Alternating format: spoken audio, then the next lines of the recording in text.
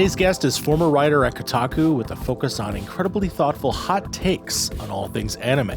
He also has written for such sites as Rolling Stone, Aftermath, I09, GameSpot, and IGN. He has an amazing LetterBoxd that everyone should follow. Welcome, Isaiah Colbert. How you doing, bud? Hi, doing okay. I've got like my parka wrapped around my legs currently, but we do it. Yeah, we're both currently surviving the chilling freeze of Chicago as it slowly dips. I've seen other places complain for colder, but listen, there's a difference between our cold and their cold. Okay, that's all I'm going to say. It's a dry cold. Exactly. Of course, I want to thank you for being here and joining me on my new venture, Only Special Features. Again, for every person that comes and shows love and says yes to these, I'm so happy and grateful. So again, just want to say to you, we've known each other quite a bit. Obviously, mostly online. There have been some instances where we've been in similar circles, but I'm really happy to have this opportunity to really speak to you today.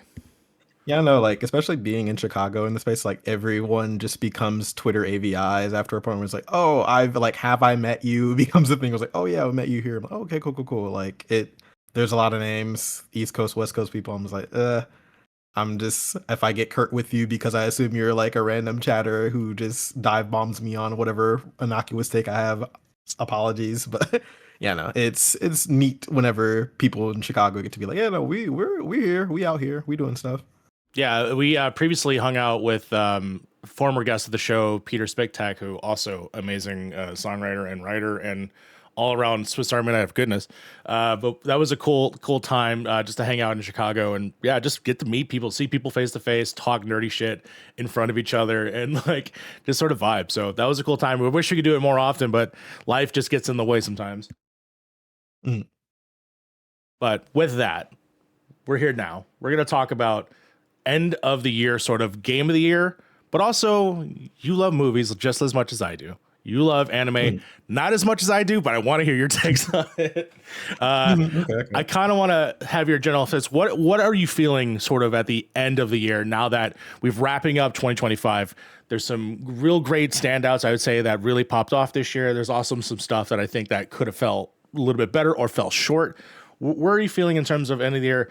Do you feel like this was a good year for sort of like top tier stuff? I feel like in general it has been like it's definitely been like a year where like even with like the few games I reviewed, like there was I know Clair Obscur, the game of the year won all the things. It definitely felt like something I was like, okay, we're like on the precipice of something that's like pretty much doesn't really feel like you even stop short of greatness. Like it like felt like it like got glazed, of course, at the awards, because I do think that there were some things where I'm like, I don't know if you should win everything, but I do understand the sentiment where it like, I don't know, it definitely encompasses just like where games can be. There's obviously also just like games. I know that Blueprints was one that was snubbed in some of those things, like other things like that. And like even like Split Fiction, I think like for it kind of punching underneath, trying to get at something really deep, and especially something very prescient where it's just like creatives getting their ideas stolen by the big evil corporation. Like there's something there, but it's like not even like a thing there. Like I don't know. I think that we're coming to a point where I'd hope like I do see and appreciate the Keeleys as just like the Oscars of gaming. That's definitely like I think listening to like Aftermath Pod talk about it where they're like, it's just imagine if the Oscars ran trailers for upcoming movies, where it's like that is kind of a weird thing where like you'd hope that it would be more spotlighting the creators and having like it be less critics judging the thing and more like your peers judging it, because like that's always the thing that means more, as opposed to just like, hey, every day is just like you get on Twitter, people be like, this game has motion, this game is a dead game because no one's talking about it, let's look at the current players, let's look at the sales. Like you get so business minded about it that you kind of don't think about games as something that's like a personable art thing to be celebrated, and like also raising up the people who make them as people to be celebrated, and like by that same token like not falling into like auteurship, which is something in games specifically I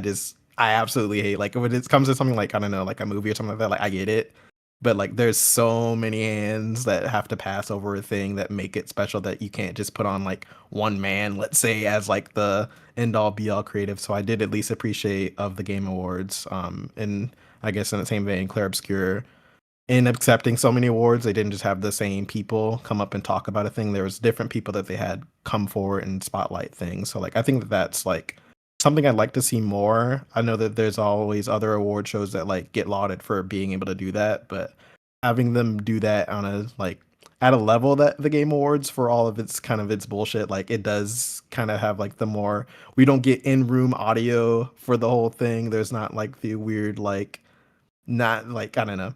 You can read the room and do the whole comedic bit like a Jimmy Kimmel or whatever, but like it has to kind of like you have to pick a side on what you're being. So I do appreciate those awards being like a thing that we can like kind of like look at and guffaw at and like shit on, but like also something that like can give those moments because like the average gamer probably doesn't think about like the small people behind a project. So even in that very small way that it does that, I think that that is like kind of important, and I'd like to see the industry move towards highlighting people in a way that's not just we're talking about numbers on a spreadsheet of layoffs that always end up kind of happening every couple of months, but it's in the name of like we're making a nimble team and it's going to make the next thing better, so you're only thinking about the next game and whether that'll be in peril, as opposed to like people who bled for this thing and like now they have to figure something else out. And like with journalism currently, like there's only so many spaces to be able to fit into a slot, and you're kind of end up competing against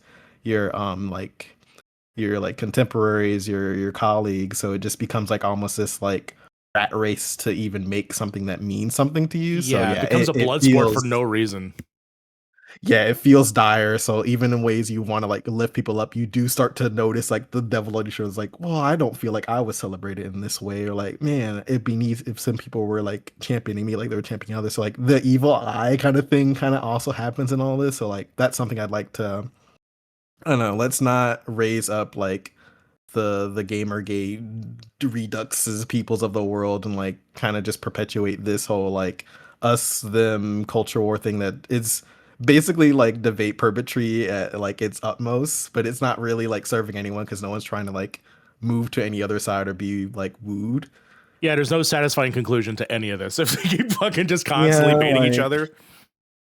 yeah, like if you've got like the big platform and if you've got like, you know, the eyes on you as like big like writer in the space, something like that, like you're better serving your time lifting those voices who are like industry facing and lifting up those colleagues who are still kind of like in the mud trying to like dig and find a miracle and be like, hey, let me spotlight your piece that like got written somewhere, probably for a pittance, but you really worked hard on it. So like let's lift each other up as opposed to just doing this shit flinging that just I don't know doesn't really do anything. Doesn't really do anything for me personally. But yeah. Yeah, no, I totally get that. There's so many times I see online where people are just taking shots at people for just simply having an opinion or having a take, and it's always like, well, that person wrote that because they're trying to live and exist. They're trying to also Yeah. put food on the table, but they're also honestly just trying to be, hey, this is how I feel and this is what I want to put my perspective on it. You can like or Hmm. dislike it, but man, stop flinging shit at me for like just not liking your Like game. Sure, people really hate Obscura or really love Obscura. It doesn't, you can both exist, but like one's not winning over the other. like I see funny things like I'm the type of person who like I will like to look and guffaw at a thing if it's like if it's funny, like there's a benchmark of like as long as it makes me chuckle, I'll imbibe in it. But if it's like there's like something where it's like, oh, like the whitest game ever, Claire Obscure one, I'm like, that's funny because I know in my review I was like, it is a painfully French game. Like that's a funny thing, like I get it. But like there's things where like people will like look at stuff like I remember there was like a thing on Twitter, because of course it was Twitter, where like you're seeing a game, I'm forgetting the name of it now. It was the southern kind of like Ooh. game. Forgetting it now. God, it the whole Are point we there, though there was yet? Or was it that one?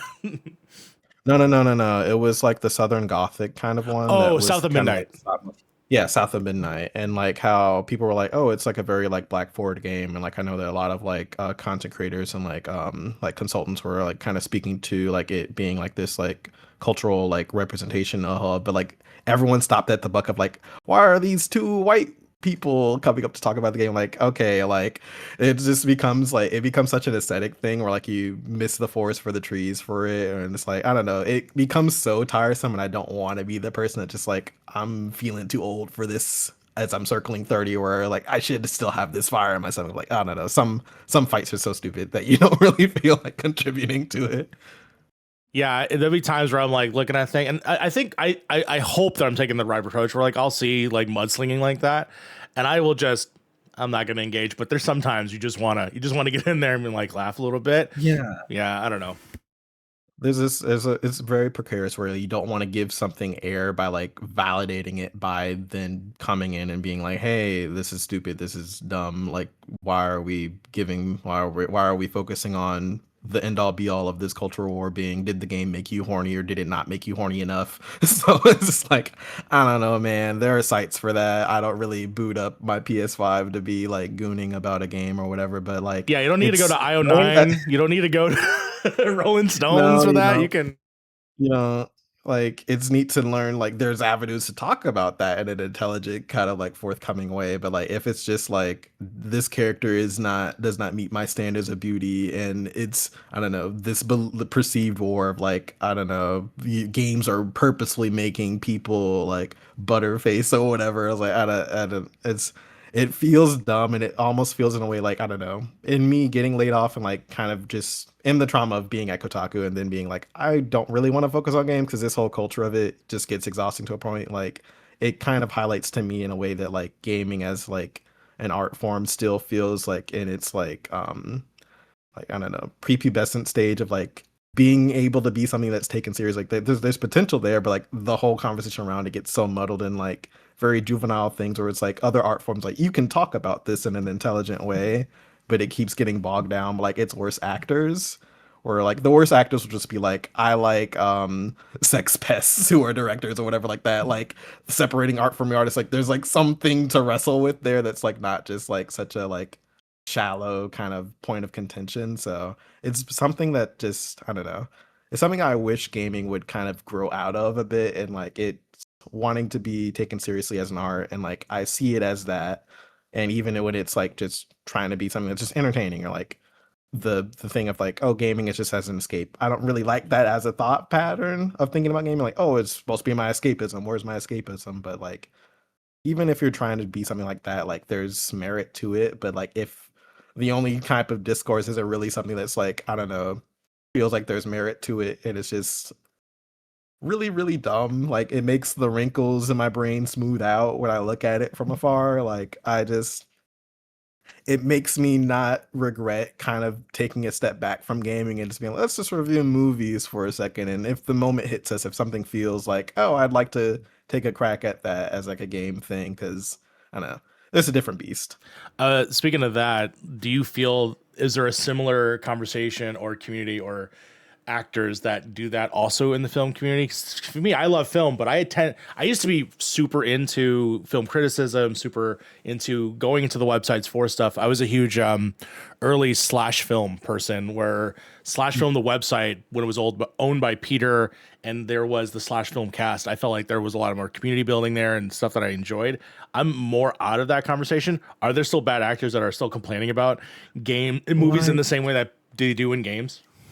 From what I've observed, like every time it feels like every time I walk into a space, I'm always like kind of reading the room and like asking like seniors in the place, like, hey, this writer here, like always seems to be like the scoops guy here. Like, what's the take here? And like, there's always like oh, I'm being put on like, oh, there's lore here with this person, or like they're kind of an institution, but like there's some bullshit with it too. Like, I think that the thing that's happening in like the film industry stuff is just like, and the thing that's also great at me almost immediately jumping into it because it just feels the same as games, where it's like the pop cultureness of movies and like treating it more as content as opposed to a film thing. Like I wrote this whole thing. I feel like I wrote a couple things on I09 specifically to be like, I'm very, very tired of films like not being something like a Frankenstein or like a Nosferatu, where it's like we're having creatives who like are directors who have this body of work who come into a thing and like it's technically a remake of an older thing, but like we're approaching it in a way that's like letting them do their thing as opposed to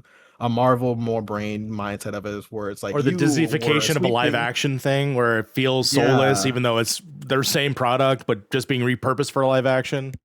Yeah, or like more specifically for me, it's like, oh, this director won some awards or had some award sweep, or this actor had to come up. Let's take them and then put them in like what's become like the Marvel jury duty to be like, let's put you on here, but let's put you as the face of this. So whether it succeeds or fails, depending on whatever our machine Yeah, and let's like executive like over say shits it out as is like, oh, now we're gonna see it as this is this person's fault, as why like a thing like Eternals will be like, oh, yeah, this movie Chloe's sucks out. because of Yeah. the director here. Yeah, it's like no, you gave them the best that they could do with what they had, but then they become the face on the thumbnail on the YouTube video why this thing failed. But I'm like, no, it's just created backwards. Like the whole thing, it feels like it's in the same way as games where it's like we're gonna get key art for a thing, and this key art and this key concept art will be the main thing we focus on. Cough, cough, Elder Scrolls or whatever.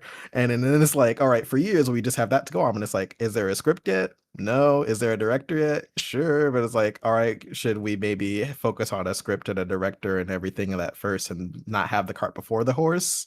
And then we present it to everyone where it's like, let's not announce it like years in advance, our whole slate of things to be excited for, red letter media, like be excited for more content type thing. But then none of it really pans out because we approached everything backwards, which becomes funny when like James Gunn, like for as brilliant as he is, like he's doing a very old hat thing where he's just like, hey, I make sure that maybe the script is good and we're solid on that before we do like, hey, here's an announcement for a new thing and here's a new thing here where it's like, hey, Supergirl's happening and it'll come like next year. Like, oh, okay, well now it feels more immediate and it feels like, oh, well, this is already done by the time I hear about it. It's not in what feels like a development hell for us because we've known about the thing before the thing was ready to like be cooked, basically. So I don't know I'm the whole looking at you, backwardness. Blade, by the way. Blade, where are you? I want Yeah, to know yeah. what's going on with that. I mean, What's her name? Mia Goth is like, I think I'm still in it. I don't know. yeah, and it's just like even the people who are like the most close to the thing, not knowing what's happening to the thing, it feels very much like how games will just be like, there'll be a cinematic trailer for a thing, no gameplay, but a cinematic trailer for a thing. So like the concept of the thing is being sold to you already as a product, as opposed to like an idea of something to like really be like excited for. And then when it's canceled, you're like, oh well, all that thing you saw 4 years ago was just a trailer and some key art and not much beyond that. So it's just like it becomes everything feels like a placeholder for the promise of a thing as opposed to like here's a thing that people worked on and we made sure we went through the motions to make sure that we're sure of this thing and we're proud of this thing and we're ready to release this thing. Everything just feels more like let's get excited, let's see the content creator pop off at the trailer and like let's have that be the motivator as opposed to like we want it to make a thing, we have this vision, let's do this thing, let's not like kind of massage it and make it in a way that's more appealing to everyone because if you try to appeal to everyone you're not going to appeal to anyone. So I don't know, I find that to be the thing that's just like it sucks in both eggs. And then no matter how I try to pivot to be like I'm gonna write about games or I'm gonna write about movies or I'm gonna write about TV shows or more like pop culture centric, it's like that's like same problem, like different pond same size fish basically. Yeah. Yeah, it's a damned if you do, damned if you don't, but also you want to follow all the things, but then you want to make sure you're in the discourse, but then you don't want to be in the discourse because the discourse just brings you down mentally and Mm. physically. And then also you're just trying to eat. Again, I go back to we're just trying to eat Yeah. sometimes. We're all just trying to exist in this space while also getting to have food. Like that's literally for me, Mm. that's all it is. And like it's such a precarious thing because I'm just like there are some moments where I'm just like, ah man, every news thing that has like is the day to day thing is like there are casting announcements for things. I'm like, well, and me this being my job, I have to be like, well, we have to not care about like the like I don't know the specialness of spoilers or whatever to be like, well, now that I know the entire cast of the Spider-Man movie, my brain can just put together what the movie's gonna be. So it's Yeah, like the I don't endless know. speculation just begins, right? And then that becomes the thing as opposed to like they're gonna make a movie, the movie came out, here's the movie to think about. It becomes you're thinking about every morsel of information about like, oh, we're gonna interview this actor who's promoting some other film and like be like, but we want to talk about the superhero thing. Like, ah, come on, man, like why am I here for Yeah, this? now we're not focusing on the project at hand, giving that time and space. We're now thinking about what about Scarlett Johansson and Batman? What does that possibly mean? Is she going to be Poison Ivy? That's interesting. I don't know. Like that to me, yeah, I understand that part where it's like you always have to be constantly flexing to navigate the space where people are going to want the most attention, most eyes, hence why SEO and all the stuff I got to do to make sure these videos pop off. At the same time, you just want to have honest conversations. You just want to chill and talk and have these like little moments. It's interesting because like right now, when we're recording this, we're on the cusp of Avatar is being released soonish, or if people may have seen it, I'm not sure. I haven't asked them. But at the same time, we're getting this new hype cycle of we're going to release a trailer every week, apparently. And now the endless speculation of like what those trailers are going to be, what this is. There's currently maybe a leak that's real or not real. Yeah, I'm not too sure. It seems pretty You know? real because copyright strikes tend to be the, well, I guess that was a real. And I keep seeing it go from like camcorder to all of a sudden super HD the other day. And I'm like, that looks real. Yeah, no, and it's so funny because like it's funny in a fucked up way where it's like, oh man, like there's this whole thing of like we're gonna, from what I've gleaned of it, it's like we want to roll out these Avengers trailers in theaters, only in theaters. I'm like, yeah, there's no way I'm not gonna see it on my Twitter timeline, just opening that up off rip. So it's like, I mean, it's gonna make its way to me regardless, but all that builds up hype. But I feel like I don't know, hype culture, I think, is what's killing both industries because you just don't think about the art, you don't think about the people, you just think about like the instant gratification of it all.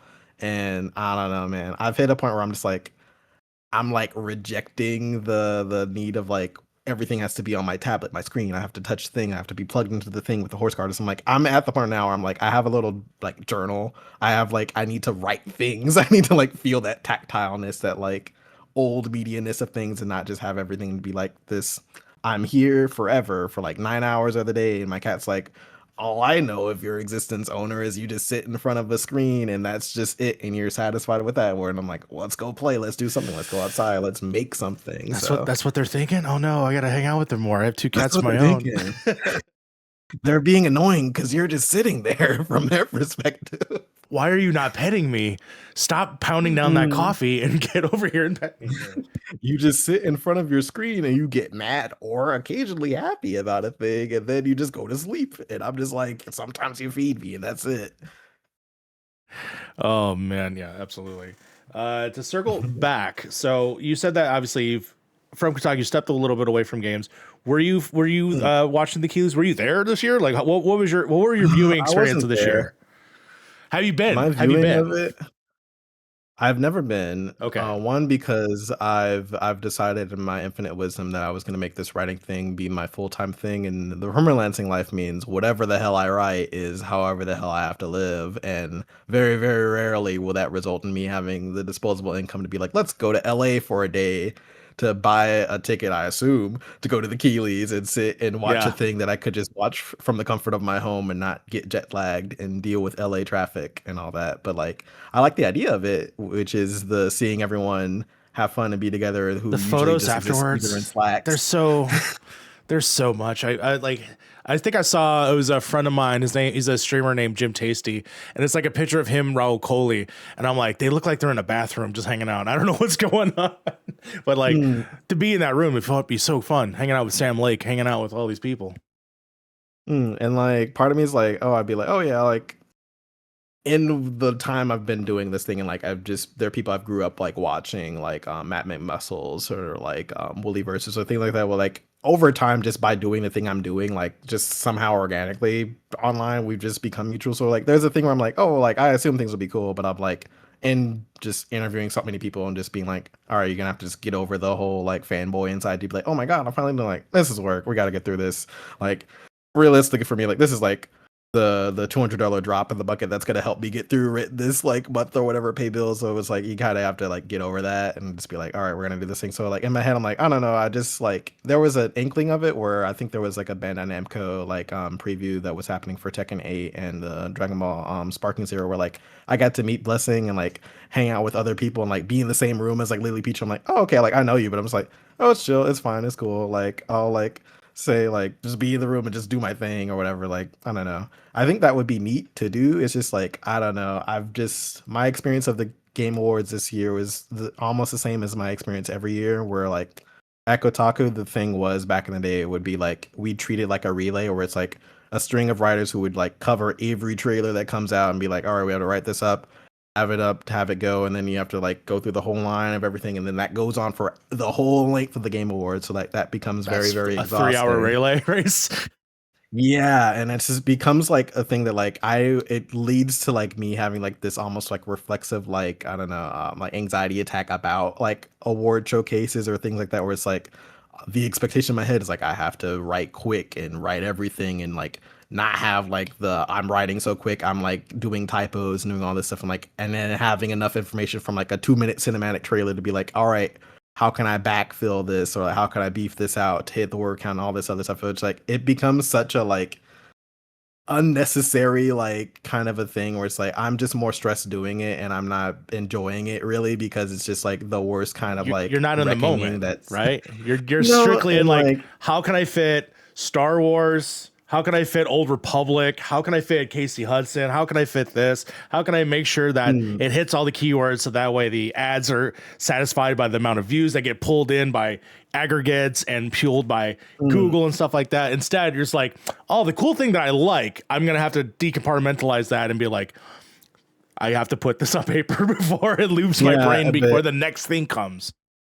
Yeah, and then it's always the chase of like, well, I have to finish quickly because then it'll be my turn again to write. And I'm like, oh God, will I even have a take about a thing to write about a thing for like 400 words to do the thing for whatever inkling of information I get. And so like there'd be the mercifulness of like, I guess on the writing end of things back in the day where it's like, oh, the ads that everyone hates, like, oh, that's a breather. That's like we get to go like to the bathroom or drink water and like rest our eyes for a moment to be like, all right, that was I'm sweating under my armpits. I'm very much like trying to not think about how my editor probably thinks I'm a dumbass for taking so long to do a thing that was very simple. We talked about this earlier or whatever. So like this year it was more of me doing like a mix of like it's been so much more low key, but it's like still that like air of like anxiety where like basically my only role was like I'll just look at the stuff that we're doing for I09 and like our specific coverage of just sci-fi and like anything that's like I don't know superheroes or whatever and like I'll do the thing that's like in my head it's become like the like I like images and things. I usually do and take my own images and like capture my own stuff for like all the stuff I work on. So I'll like capture stuff. I'm like, oh, this will be a cool visual to like tie into if we want to do coverage for this. So it's like me just screenshotting and doing in this like, hey, here's this game, here's a thing here. But then there's always going to be the panic of like, hey, we didn't do a shell for this. Isaiah, can you quickly do this? I'm like, okay, I can quickly do that, but I'm like trying to do it fast because it's always in my head like you got to do it fast. And then it's like, all right, well, if I'm doing it fast, I'm missing out on the other thing that was the role. So like it's a whole panic. It's become less of a thing that's like traumatized me as the years have gone on, but it's definitely still like a very like raw, like, ooh, I do not miss that part of doing games coverage.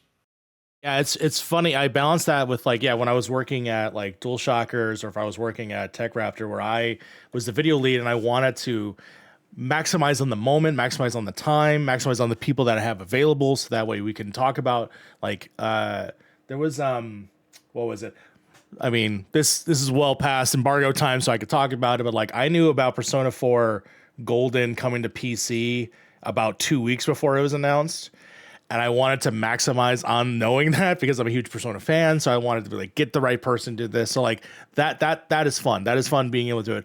But you can't do that sometimes when you don't have that information and you're on the fly trying to come with like what is the best way to attack or in terms of get the sort of information you want out, but also manage and help and the SEO overlords and the corporate interest for certain people to also maintain like things you love, things that you care about too. So like, how do you balance that? Talking about something you love and talking about something that really is simply just, hey, we need to get this out there. We need to get it going.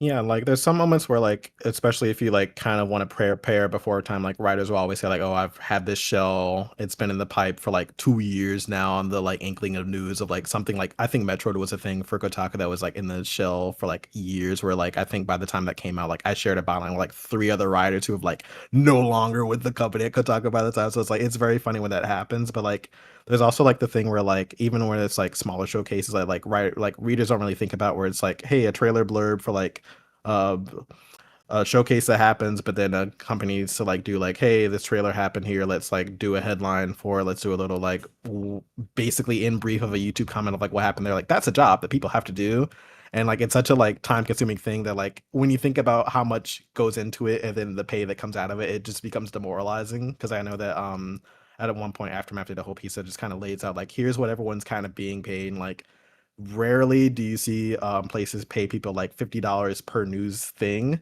and that's just the one time thing. I've And then heard in your head, recently. I heard recently from a friend. He said it was like less than $12, like an article, and it was like a yeah, certain amount of and word. yeah, and like it hits the point where like in my whole journey of like being like I always felt like, oh, it feels weird that like I just kind of like happened upon working like almost Alf Rip at Kotaku when like a lot of the colleagues are like we're doing the freelance grind, and then we're hoping one day the chip will be on our we can bite the chip and like get the full-time thing where it's like, all right, well now that I'm in the mines, it becomes like you're living in a Google spreadsheet and you're like looking at, okay, so in some places you get paid $30 per news thing. So it's like, how much work can I manage to just be online and look out for to do in a day to like make enough to be like, all right, that wasn't enough for that day. We need to just keep doing a thing. So you content mill yourself. And then when it comes to like, okay, well, I want to like write a thing that's like more substantial, maybe like a feature or something like that, you have to then look and shop around and be like, all right, some places will pay you $100 flat. Other places will pay you like 150. Some places will maybe even pay you 200, depending on like who those people are. So like it just becomes such a thing where like it's so grinding to just be like you sort of hit a point where like you almost stop feeling like you don't want to care about the thing, but it's like, well, I'm doing it, so my name is attached to it. I want to care, but it's just like reckoning with like, well, this thing here, realistically, no matter how much you don't get like a gold star for the things that you're doing, and it's like, well, this thing here that you put a lot of time into that netted $100 flat or whatever. Like the trailer blurb thing for like a game thing will be like $30 or $25 per thing, and it's like, well, I'm being paid peanuts for the thing, and there's just like it's such a gig economy, and where like someone's gonna want the thing or like either by passion or just because you just need the money to do it, that it's like never really gonna have to reckon with itself where it's like, all right, well, you're not really paying people and then you're laying people off, so then more people are desperate to be like, I need to fill that spot because I need something, and there's the prominence of a site, so like it just becomes this whole thing where it's like it's hard to still care about the things that you do when you don't like have that like if you don't create at least in yourself like a reckoning of like if you're gonna do it, you're gonna do it, but like you have to be comfortable with being poor doing it. So like I've reckoned with it as like I'm in my Edgar Allan Poe era where it's like he's writing a whole bunch of stuff and like maybe they're great and like maybe they're like a seminal thing that you think about, but like to him it's like, man, that was rent, that helped rent, like I wrote a story and it was for rent, like it was a cool thing, like I busted my ass doing it, but you kind of have to like almost become a robot in a way to be like, well, I'm doing a thing because it has to happen. God forbid there's a sick day or you need to take time off because it's like you're always having to think, and then having to think creatively about a thing under that kind of pressure just becomes like this impossible task every time.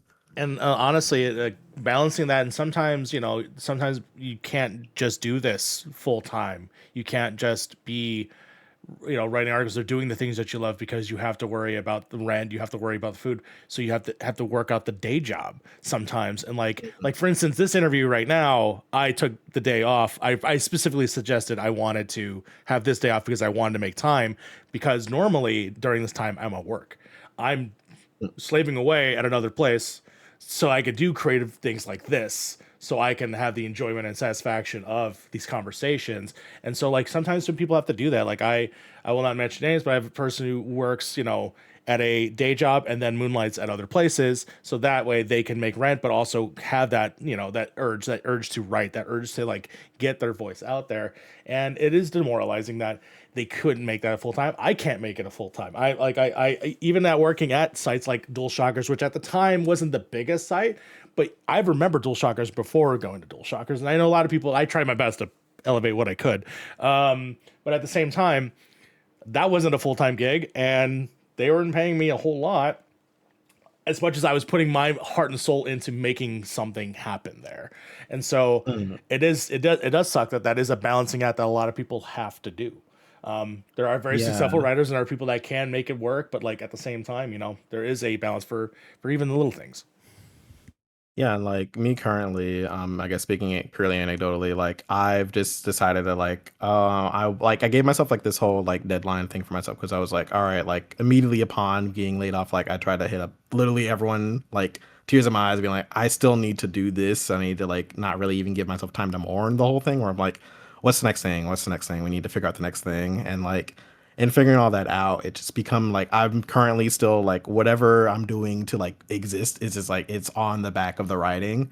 So it's like I'm currently like writing between two places primarily. That's Aftermath and I09 with Gizmodo. So it's like there's a need to always do that, and like in a weird way, like I think like I guess the romanticness of the whole situation is that like my writing I don't think has ever been as solid as it's been under all this, where it's like I feel like my best work has been this period where it's like every time like it's been like working at like I don't know at Kotaku specifically, and it always feels like it's like speaking negatively about it, but it was a pretty negative thing, and it doesn't exist as the way that it used to under Geo. So fuck Geo.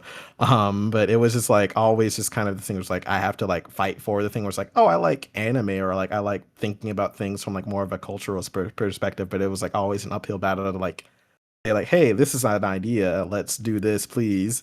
As opposed to just kind of just existing purely like on an aggregation basis or like a rare few have like investigative pieces that like up top is like, no, we want to still treat this as a product or like as a commercial that we can like run things on so we can't be super critical about like any powers that be that are just doing all kinds of like crimes against workers type shit. So like it's just like became such a thing where it's like I've like kind of forced like the like square peg in the round hole to be like, we're gonna do this, and if we're gonna do it, we're gonna like kind of try to do it more my way. So like it's in a way it's freeing the permalancer life to just be like, if I'm gonna do a thing, it's gonna be because I want it to do a thing and I want it to make it work. At the same time, it's like, man, it'd just be really nice to like land that security thing where like jobs would still pay writers to like work for you as a thing, as opposed to like, okay, we're gonna have a gig here, we're gonna do work with you for a moment and like do all that. And like it feels like it's such a precarious space currently for writers where it's like everything is in a period of being devalued. Journalism, art, and everything like that, with like especially with AI being the whole big push is like we want to make everything geared towards this and like everything has to be push toward this final frontier of like creativity and ingenuity, and everyone has to do it before this bubble we can see the luminosity of it getting so close to bursting. And so like it's just it's hard to be it's hard to be so optimistic in the point where you're just like being like something's gonna happen soon, but then you don't want to be like unrealistic where you're just like it's gonna happen soon and it's gonna be for the better, because you're just like if you've been in the shit long enough you just kind of like not pessimistic but you just try to be more like I don't know pragmatic about things. And yeah, it seems like we're in a it's cooked situation, but there's still people out there still doing the good work and fighting the good fight, and like those kind of things should be valued more than let's do this diatribe discourse about some new thing this month that doesn't matter, that's just about how a character looks or some perceived slight of some political underpinnings. Like art exists in a vacuum, it doesn't have a point to it. So yeah, that's my soapbox about the current state of things. No, I think it's absolutely poignant to point out that like yeah, there are voices that I think that there should be the focus in terms of like people you want to have an opinion, have a thought that you can follow, and also something that is not digestible in any means here because it's all surrounded by digestible media, just digestible things, but it is finding the truth of where people come from and understanding that truth as well as interpreting it in terms of like I agreeing and disagreeing, which this whole conversation is about, there's assholes on the left, assholes on the right. Everyone's got an asshole, but nobody wants to clean it. But, but at the same time, it's like, yeah, like the people matter. The people in those rooms writing and talking and surviving, they're surviving because they want their voice heard. And I think that's a beautiful thing. That's why I love following and reading and specifically going to certain people. Like that's why, like I watch a lot of Hassan videos because I like his perspective on certain things. I don't agree with everything he says, or even the way he says it sometimes. But at the same time, like I still arrive at the same truth of like, I just want a better life. I wanted a better world, and enjoying media. That's how I perceive it. I enjoy seeing the world through it. Like Man, the last movie that I watched Princess Bride last night because I felt like it was an obligation to watch that movie. Mm. The last movie where I was like, man, this movie's speaking to me, of course, was Wake Up Dead Man, the Ryan Johnson Knives Out movie, because it hit so hard on the perspective of religion that I connected to it immediately as someone who's always battled it, as someone who's always Mm. battled the idea of like the perception of this higher power and the way that we all perceive it, and all the people in that movie, as well as the little facets that they like to like dive into. Yeah, I very much was like, I love this, seeing those perspectives, but I also see that in writing. I also see that in articles sometimes when they have a specific take. What specifically a movie that I really love this year, and I want to talk about actually with you, is Mm. Chainsaw Man, the Okay. wrestling arc. That movie touched me in ways I didn't expect. Yeah, like it's so interesting, especially because like I like in my whole thing this year, I was like, all right, I'm gonna be like, there's guarantees of things I'm gonna be reviewing, and it's more like it hits a point where like a point of pride for me, like, oh, I want to tackle this, and like every time I write a thing, I'm like, oh, I want to approach this thing differently. Oh, I want to approach like thinking and talking about this thing in a different way. Like my prep for Chainsaw Man Reze arc was literally me going to the Chicago International Film Festival to expose myself to other films, not because I wanted to review them, because I wanted to think in a different way and like expose myself to different films and different ways of thinking about films to be like, all right, what did I get from that? I liken it to Akane Banashi, a manga from Shonen Jump that everyone should read because it's honestly the best thing going right now. Where like the whole thing is like, oh, like it's a Rakugo manga where it's like, let's think about how we're telling stories, and like it's a whole thing where it's like competitive storytelling is kind of the whole thing about it. And so like in me like looking at all these other films, like kind of like being immersed in all that, I was like, all right, I want to review this because anime reviews always tend to like feel like game reviews where it's like you always talk about how the visuals looked, how the voice acting was it good or was it bad? Like, was the fighting scenes good? And like that just Was it feels like accurate to the those adaptation of the written word that it and was come like from? and like that always feels like such an uninteresting way to approach it because it's always just like this like cookie cutter guideline way of thinking about things. So like in me doing all that in my head, all right, story time. In my head, I was like, all right, I want to approach this because I've been like doing this whole thing of like, oh, I'm gonna go out and like experience the world and like my day to day, just living at home, working from home. Or like, all right, so and me thinking about Chainsaw Man, I was like, all right, Chainsaw Man is like me going to the zoo because I go to the Lincoln Park Zoo and I'm like, oh, I always go to the gorillas. I like the gorillas at the zoo. It always feels like I know what they got going on, even though there's like this whole stoic stare that they got, and you're like, ooh, I'm like connecting. It's like the Joker like comic where he's like looking at the little monkey and like it's kind of like that. That's kind of how Chainsaw Man felt to me. It's like, all right, and then what if that exhibit disappears? And like, oh man, I like going to the zoo because I like Chainsaw Man. I like all this stuff, but Chainsaw Man always just like was a favorite that you either hit first or you hit last, just out of like some sense of like revelry for it. And then it comes back, but like there's something a little different about the zoo now, something different about the apes like exhibit here.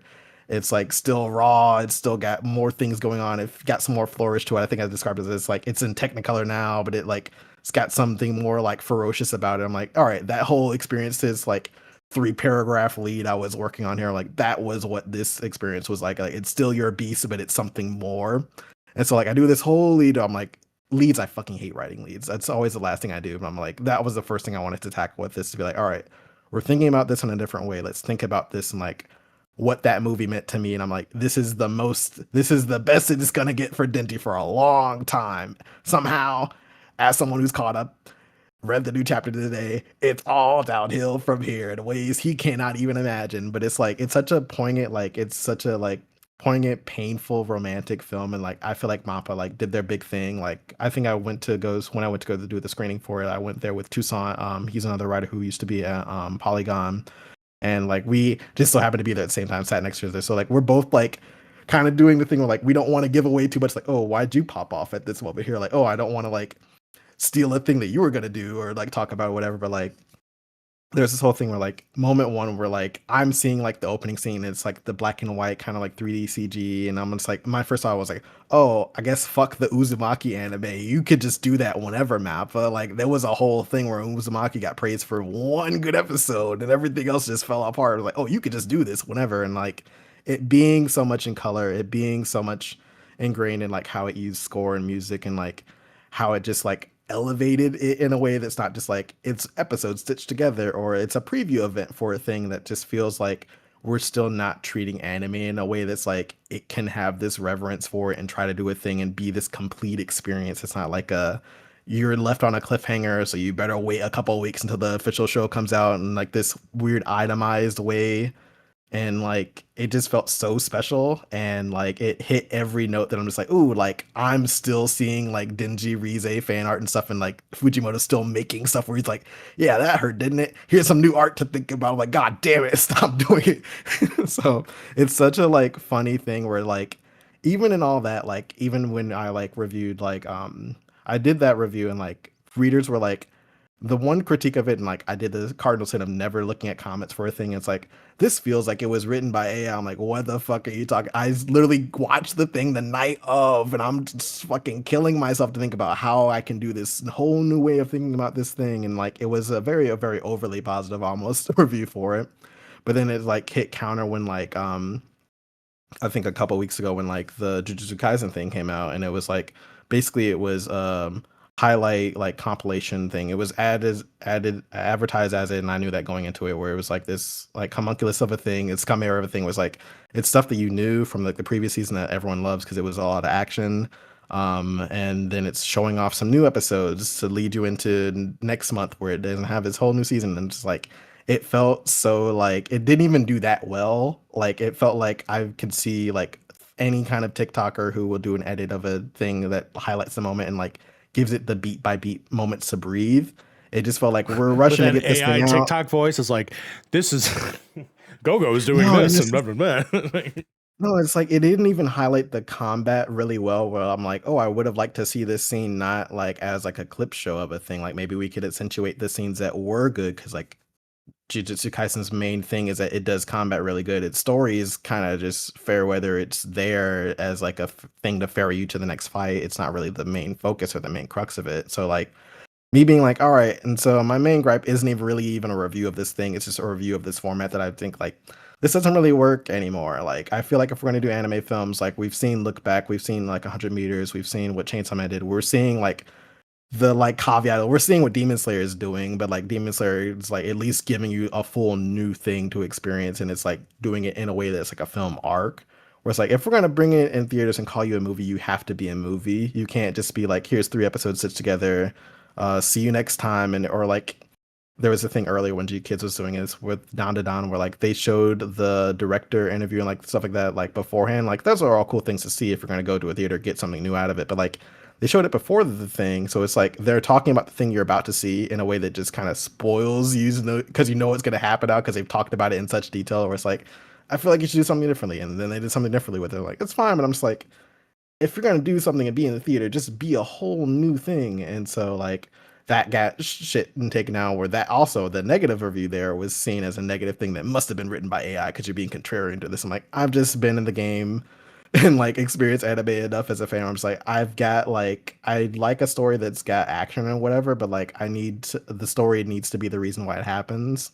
I'm sure you appreciate this like connection here, but like I always like equate it to like how AEW is like seen as a better thing in WWE because AEW like they do like I see you making the face, but this is the thing because like it's doing like a cool spots, it's taking risks, so you don't get like a lot of the same shit. But like there's just kind of this thing where current AEW, at least in the moment we're now, where it's like, all right, you're doing flips, you're doing your spots, you're getting your shit in, but I'm just like, I kind of need a story reason as to why I'm watching this because it feels so predicated on like this whole NBA tournament arc kind of a thing where it's like, well, they're fighting just because you need to fight. And I'm like, all right, but like, what's the reason though? Like, give me a build. And like, WWE used to be about the build and like doing all that. And like, it might not be a spectacular match, but you're at least telling a story in the ring. But it's like, it feels so much like a choreographed thing where it's like, and we're doing the thing here and it's doing this here. And then we're going here. And then like, there's the movie. And like, no, it's like, it feels like it's resting on its laurels a bit, and I feel like Chainsaw Man is such a like rebuke from that. And as a series, it always felt like it does not belong in the shonen category. Like it and Fire Punch feel like it's like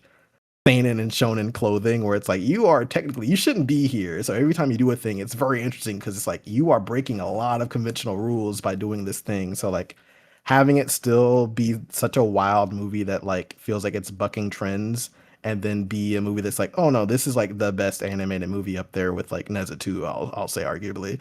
But like it just felt so special. But then to see like when the award season came by, it's like, all right, and who gets the award nomination? Demon Slayer. I'm like, that's not even a full movie. That's part one of three. What do you mean it didn't get Chainsaw Man there? Like, what are we doing? Why did the industry baby get the thing? So it's very interesting to see like the push to baby face and then like crowd favorite, like the indie favorite, and then Chainsaw Man be such a like indie favorite as opposed to just like the Lex Luger that is Demon Slayer getting the big push.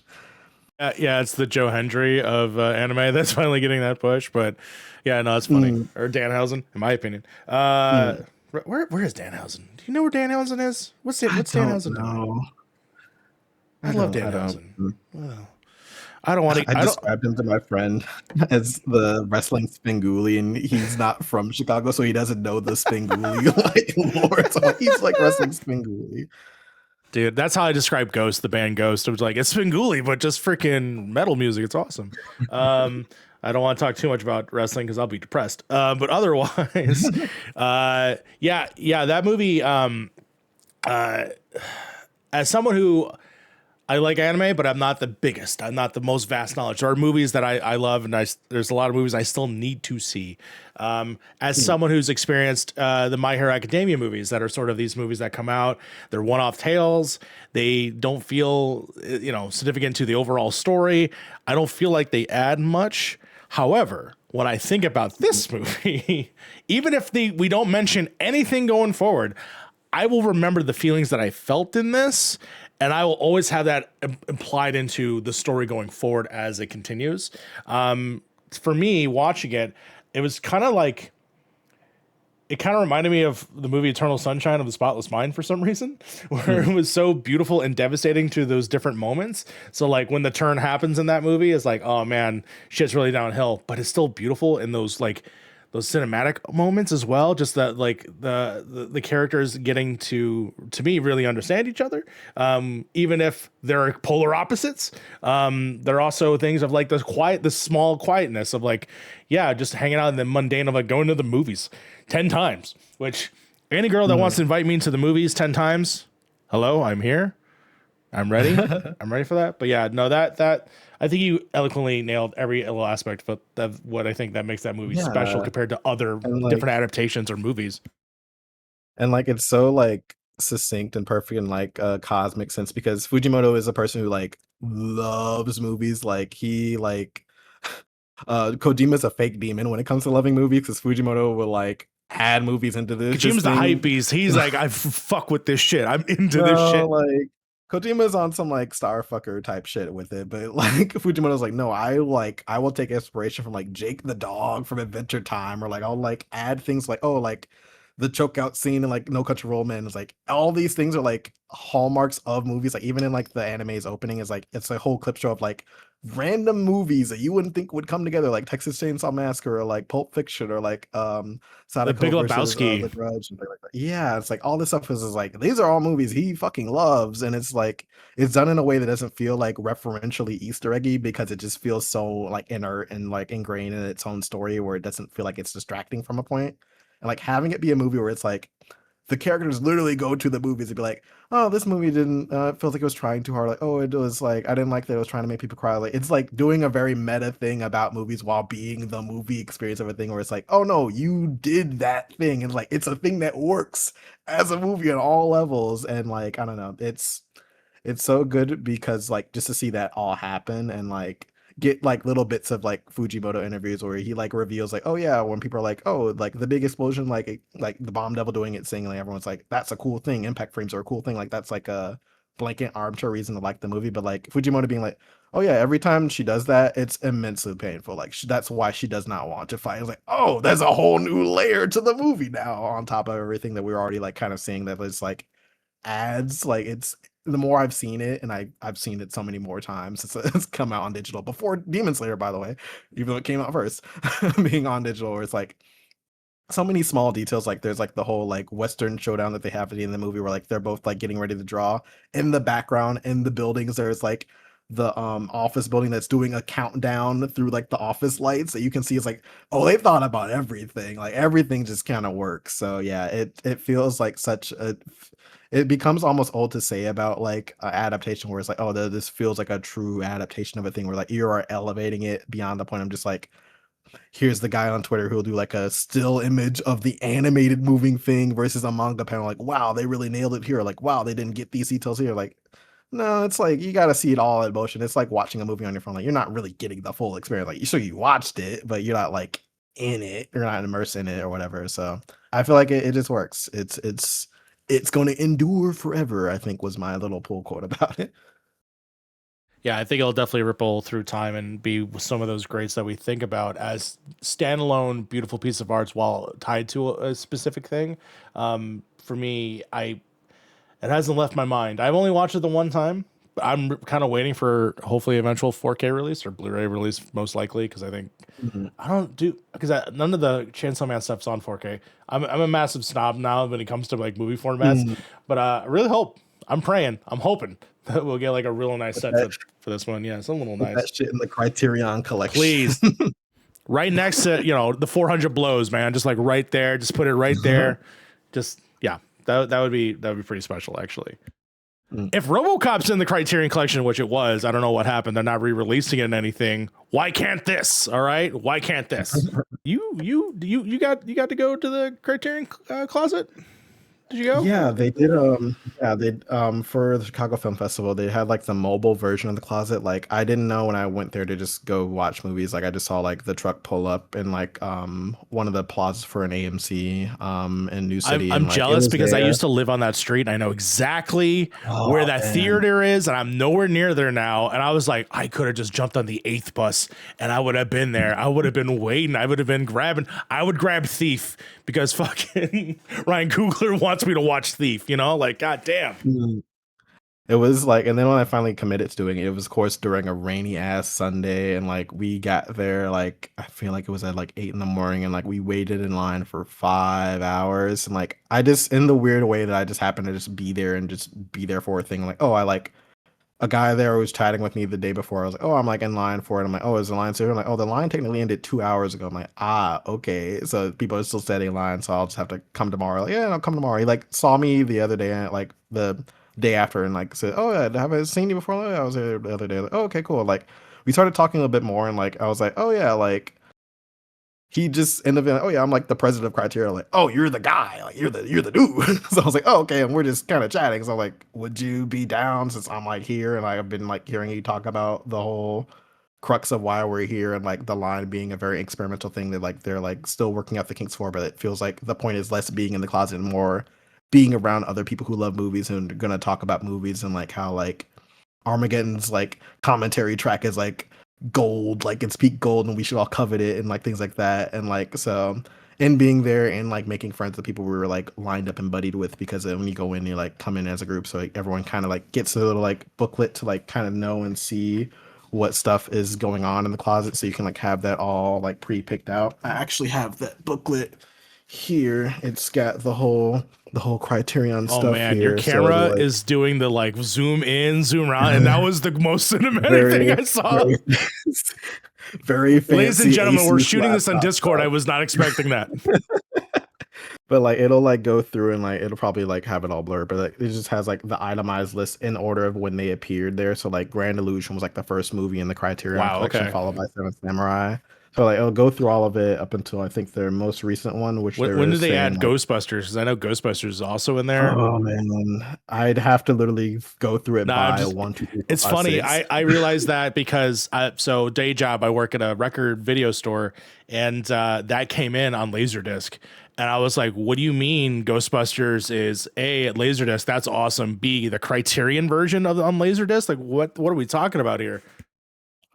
No, but like they basically gave us this so that we could at least know what's in the closet. And they had like the things whited out for like we're sold out on this, but like they had all of it there. So you like I think at one point like I had written like on the bottom of the thing here it was like I wrote like chicken scratch of like here's all the things I want to like see. It's gonna not show there, but like I like wrote down my list of like all right 1, 2, 3. These are my list of top 3 things I want. I'm gonna get like 3 things, and then like it kept changing the more I flipped through it. I'm like oh they also have this one, so I was like oh, I want to get the Beast, I want to get Black Orpheus, I want to get the Wong Kar-wai box set. But I was like, oh, but they've got Perfect Days here. Oh, they've got Cure here. Oh, they've got Anatomy of Fall, High and Low. And I'm like, oh, fuck, they've got Parasite too. So like, it just became such a like rolling thing. Like, all right, what are the top 3 things I want? And like, I ended up choosing movies that I've already seen before, but because I'd seen it before with my friends, is like, we want to watch a movie tonight. And like, so it was like, oh, I want to own that version of it. And like this, like, kind of more preserved like format of it. So like, it was a cool thing. I like, in the middle of waiting in line, I just like happened to ask him like, hey, can I like just interview for the things? Like,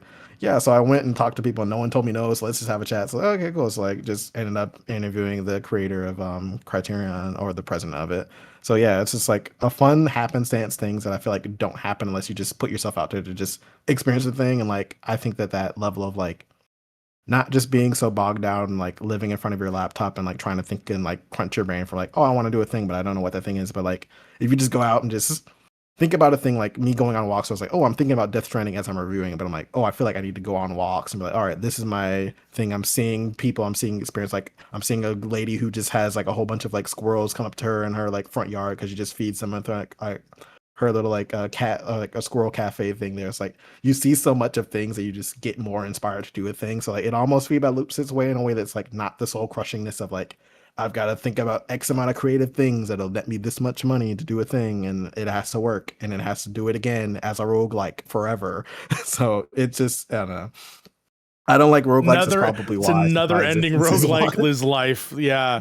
That's so good. Like the roguelikes. Lack of progress, and it's like, let's do it again. I'm like, oh, I just want the thing to be over as a thing, as an experience, so I can not have it vie for my time the whole time. That I respect.